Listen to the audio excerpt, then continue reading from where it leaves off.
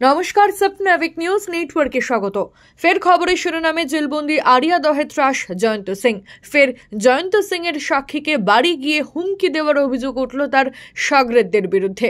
একজনকে হাতে নাতে ধরে পুলিশের হাতে তুলে দেয় স্থানীয়রা। দেখুন সেই ছবি।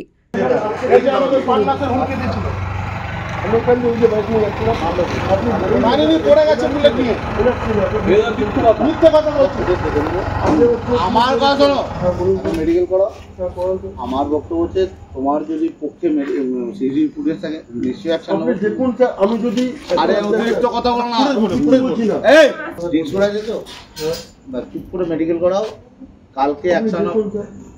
আরে পাগল, আমার কথা শোনা। যদি সিসি ফুটেজ তোমাকে মেরেছে অ্যাকশন হবে।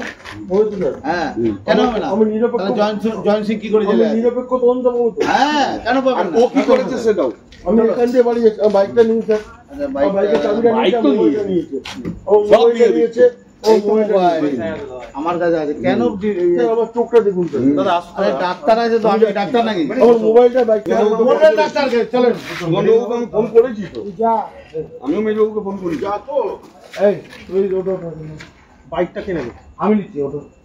চলো চলো চলো।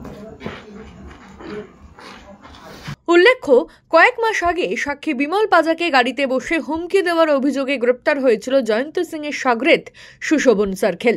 জামিনে মুক্তি পেয়ে গতকাল রাতে ফের মদ্যপ অবস্থায় দলবল নিয়ে গিয়ে ফের জয়ন্ত সিং এর সাক্ষী বিমল পাজা ও তার পরিবারকে প্রাণনাশের হুমকি দেয় বলে অভিযোগ। এরপরেই পাড়া প্রতিবেশীরা বেরিয়ে এলে বাকিরা পালাতে সক্ষম হলেও অভিযুক্ত সুশোভন সার্কেলকে ধরে ফেলে এলাকার মানুষ। সেই ছবি আপনাদের প্রথমেই দেখিয়েছি। প্রশাসনের ওপর ভরসা রাখতে পারছি না, জানালো বিমল পাজা। 9 তারিখ সাক্ষীর ডেট আছে দুজনের। সেই সাক্ষীকে আগের বারেও এই সুশোভন সার্কেল ফেসবুক লাইভ করে থ্রেট করেছিল, প্রাণনাশের হুমকি দিয়েছিল। ঠিক সেমভাবে কালকে আবার এসে 3-4 জন মিলে বাইকে করে এসে এই এলাকায় দাঁড়িয়ে অশ্লীলভাবে গালাগালি হুমকি দিচ্ছে। তারপর যা হোক বাকিজন পালিয়েছে, একজন ধরা পড়েছে, পুলিশের হাতে তুলেও দেওয়া হয়েছে তাকে। সব জয়ন্ত সিংয়ের লোক। এখন জয়ন্ত সিং যে দিচ্ছে এদের বলছে যাতে আমাদের সাক্ষীদের দমানো যায়। সাক্ষীদের দমাতে পারলে তাহলে জয়ন্ত সিং বেরোবে। এবারে এসে আবার পাড়ায় উপদ্রব করবে। আমাদের তো এখন আমরা আতঙ্কে রয়েছি। আমরা তো প্রাণনাশের হুমকি দিচ্ছে, আমাদের মারারে করছে। পুলিশ নিয়ে যাচ্ছে, ছেড়ে দিচ্ছে। পুলিশ নিয়ে গিয়ে কী করলো কিচ্ছু হয় না। বেলগুড়িয়া থানা কী করছে বুঝতে পারছি না। এলাকার পাবলিক পুরো বলছে যে এরপরে আমরা কালীঘাটে যাব, স্বয়ং মুখ্যমন্ত্রীর কাছে গিয়ে। কামাটির এই অচল অবস্থা যা চলছে, কামাটির সব কিছু আতঙ্কে আছেন? আতঙ্কে, প্রচুর আতঙ্কে। আমার সিকিউরিটি কালকে ছুটিতে গেছে। আমার যে দেহরক্ষী দিয়েছে প্রশাসন থেকে, সে কালকের দিনটা ছুটি গেছে, আজকে চলে আসবে একটা দিন, রবিবার। তারই মধ্যে ওরা এই জিনিসটা করেছে। প্রশাসন উপযুক্ত ব্যবস্থা নেবে, এমনটাই জানালেন কামারহাটি পৌরসভার পুরপ্রধান গোপাল সাহা। ক্ষেত্রে আমি একটাই বলবো যে পুলিশের সঙ্গে কথা বলবো, বিষয়টা কি, কারণ এটা তো চলতে পারে না। কেউ আজকে থ্রেট করবে, কেউ কাউকে মারবে, ইত্যাদি ইত্যাদি। এটা মেনে নেওয়া যায় না, বা এগুলো আমরা কেউ মানিও না।